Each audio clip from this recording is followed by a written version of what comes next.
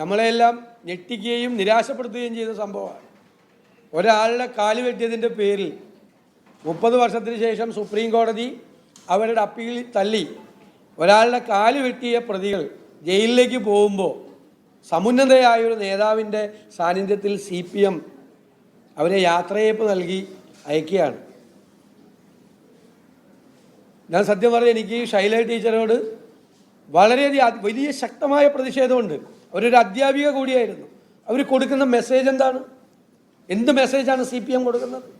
CPM പോലത്തെ ഒരു party വളർന്നു വരുന്ന തലമുറയോട് കൊടുക്കുന്നൊരു മെസ്സേജ് എന്താണ്?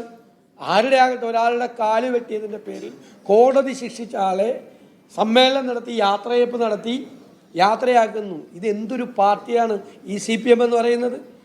51 വെട്ടുവെട്ടി ചന്ദ്രശേഖരനെ കൊന്നവർക്ക് ജയിലിൽ സുഖസൗകര്യങ്ങളാണ്. കോടതിയിൽ പോയാൽ പുറത്തു വരുമ്പോൾ ബാറിൽ ഭക്ഷണവും മദ്യവും കൊടുക്കുകയാണ്. ഞാൻ കഴിഞ്ഞ ദിവസം പറഞ്ഞു, ഒരു എയർ കണ്ടീഷൻ കൂടി വെച്ചു കൊടുത്താൽ മതി. പിണറായി വിജയനോട് എനിക്ക് പറയാനുള്ളതാണ്, മുഖ്യമന്ത്രിയോട്. അതിൻ്റെ കുറവ് മാത്രമേ ജയിലിലുള്ളൂ. ഭക്ഷണത്തിൻ്റെ മെനു തീരുമാനിക്കുന്നത് അവരാണ്. കോടതിയിലെ ജയിലിലെ ഏറ്റവും ലേറ്റസ്റ്റ് ഫോണാണ് അവർക്ക് വാങ്ങിച്ചു കൊടുക്കുന്നത്. അവർ ചന്ദ്രശേഖരൻ കൊലക്കേസിലെ പ്രതികൾ CPM നേതാക്കന്മാരെ ബ്ലാക്ക് മെയിൽ ചെയ്യാണ്. ഗൂഢാലോചന കേസിൽ ഉള്ള വിവരങ്ങൾ പുറത്തു പറയുമെന്ന് പറഞ്ഞു. അതുകൊണ്ട് പാർട്ടി അവർ ചോദിക്കുന്ന എല്ലാ കാര്യങ്ങളും ചെയ്തു കൊടുക്കുകയാണ്. ജയിലിൽ നിന്നുകൊണ്ട് അവർ കൊട്ടേഷൻ പ്രവർത്തനങ്ങൾ നടത്തുകയാണ്. സാമൂഹ്യ വിരുദ്ധ പ്രവർത്തനങ്ങൾ, ക്രിമിനൽ ആക്ടിവിറ്റി ജയിലിൽ നടത്താനുള്ള സൗകര്യം അവർക്ക് ചെയ്തു കൊടുത്തിരിക്കുകയാണ്. ഇപ്പോൾ ഈ പിണറായി സർക്കാരിൻ്റെ കാലത്ത് പുറത്ത് നിൽക്കുന്നവർക്കാണ് ബുദ്ധിമുട്ട്, അകത്ത് ഇരിക്കുന്നവർക്കാണ്, ഗോവിന്ദസ്വാമി ഉൾപ്പെടെയുള്ള ആളുകൾക്കാണ് എല്ലാ സൗകര്യങ്ങളും ഇവർ ചെയ്തു കൊടുത്തുകൊണ്ടിരിക്കുന്നത്.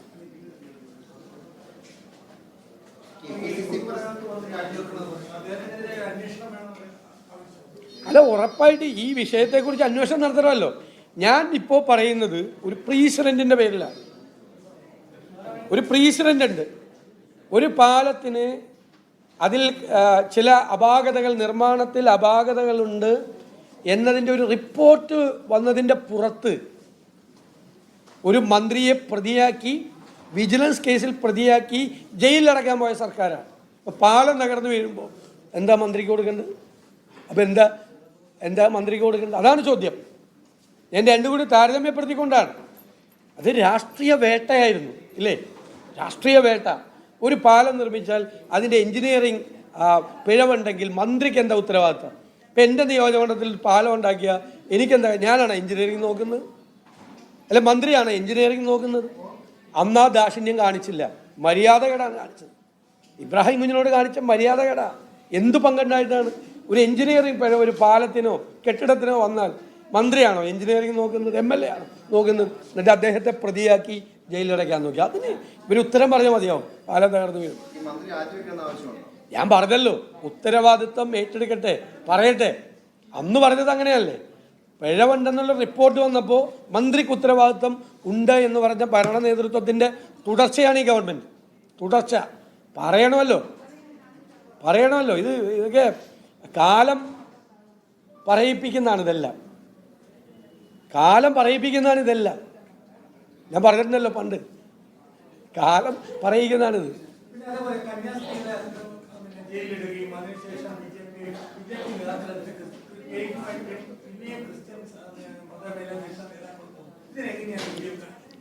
അതൊന്നും സാമാന്യ ബോധമുള്ള ഒരാളും പോവില്ല. എല്ലാവർക്കും അറിയാം, രാജ്യത്തുടനീളം ക്രൈസ്തവർക്കെതിരായ ആക്രമണങ്ങൾ നടക്കുകയാണ്. രാജ്യത്തുടനീളം 834ാമത്തെ സംഭവമാണ് ഒരു വർഷത്തിനുള്ളിൽ നടന്നത്. രാജ്യത്തെ എല്ലായിടത്തും നടക്കുകയാണ്. ഒരുപാട് പേര് ജയിലിലാണ്. ഒരുപാട് വൈദികർ, ഒരുപാട് പാസ്റ്റർമാർ, ഒരുപാട് ക്രൈസ്തവരൊക്കെ ജയിലുകളിലാണ്. ക്രിസ്മസ് ആരാധനാക്രമങ്ങൾ ഉൾപ്പെടെ തടസ്സപ്പെടുത്തുകയാണ്. ആട്ടിൻതോലിട്ട ചെന്നായികളാണ് കേക്കുമായി വരുന്നതെന്ന് 2023 ഡിസംബറിൽ ക്രിസ്മസ് കാലത്ത് ഞാൻ പറഞ്ഞു. ആട്ടിൻതോലിട്ട ചെന്നായികൾ അരമനകൾ കയറി ഇറങ്ങി കേക്കുമായി വരുമ്പോൾ നിങ്ങൾ സൂക്ഷിക്കണം എന്ന് പറഞ്ഞാണ്. ഇപ്പോൾ ബോധ്യപ്പെട്ടല്ലോ. 2023 ഡിസംബറിൽ പറഞ്ഞാണ്. ഞാൻ തന്നെ പറഞ്ഞ ബോധ്യപ്പെട്ടല്ലോ. അതല്ലേ ഇപ്പോൾ നടന്നുകൊണ്ടിരിക്കുന്നത്. കേരളത്തിൽ വരുമ്പോൾ ഒരു ഷോ. എന്നിട്ടിപ്പോൾ ഇവരെ ഇടപെട്ടിട്ടാണ് ജാമ്യം കൊടുക്കുന്നത്. കോടതിയാണ് ജാമ്യം കൊടുത്തത്.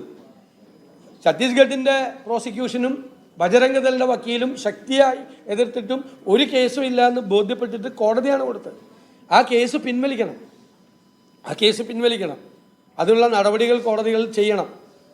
അത് ക്വാഷ് ചെയ്യാനുള്ള നിയമപരമായ നടപടികൾക്ക് ഞങ്ങൾ എല്ലാ പിന്തുണയും കൊടുക്കും.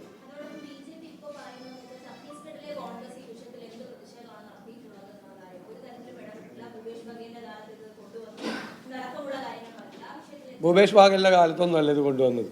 ഛത്തീസ്ഗഡിലെ നേതാക്കൾ ആരും ഇടപെട്ടില്ല എന്ന് പറഞ്ഞ തെറ്റായ പ്രചരണം.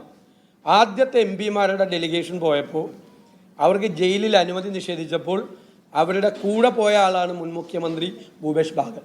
ജയിലിൽ പോയി കന്യാസിമാരെ ഭൂപേഷ് ബാഗൽ കണ്ടു. ഒന്ന്, അദ്ദേഹം ഞാനുമായിട്ട് ഫോണിൽ സംസാരിച്ചിരുന്നു. ഞാനുമായിട്ട് ഫോണിൽ സംസാരിച്ചിരുന്നു.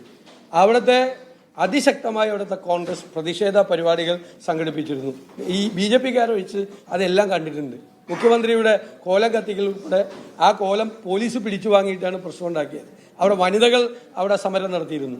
മുഖ്യമന്ത്രി മാത്രമല്ല, അവിടുത്തെ PCC പ്രസിഡന്റ്, അവിടുത്തെ ചാർജുള്ള AICC ജനറൽ സെക്രട്ടറി അടക്കമുള്ള മുഴുവൻ പാർട്ടി നേതാക്കന്മാരും ഈ സംഭവവുമായി ബന്ധപ്പെട്ട് എല്ലാ സഹായങ്ങളും കൊടുക്കാനുണ്ടായിരുന്നു. ശ്രീ റോജി M. ജോണും സജീവ് ജോസഫും അവിടെ ക്യാമ്പ് ചെയ്ത് നിയമപരമായ പ്രവർത്തനങ്ങൾക്ക് സഹായിച്ചത് റോജി M. ജോൺ MLA ആണ്. അവർക്ക് എല്ലാവിധ സഹായവും ചെയ്തു കൊടുത്തത് അവിടുത്തെ പാർട്ടി നേതൃത്വമാണ്. ഇവരിത് കാണുന്നത് ഇതൊക്കെ ഒന്നും പറയാനില്ലല്ലോ. പെട്ടുപോയി, കള്ളത്തരം പൊളിഞ്ഞു പോയല്ലോ, കാപട്യം പുറത്തു വന്നല്ലോ, അത് വരുമല്ലോ. ബാക്കി പുറത്ത് കാണിക്കുന്നതല്ല കേരളത്തിൽ കാണിക്കുന്നത് എന്ന് എല്ലാവർക്കും മനസ്സിലായി. നേരത്തെ മനസ്സിലായതാണ്, കുറച്ചു പേർ കൂടി മനസ്സിലാകാണ്ടായിരുന്നു. അതിപ്പോൾ മനസ്സിലാകത്തേ ഉള്ളൂ.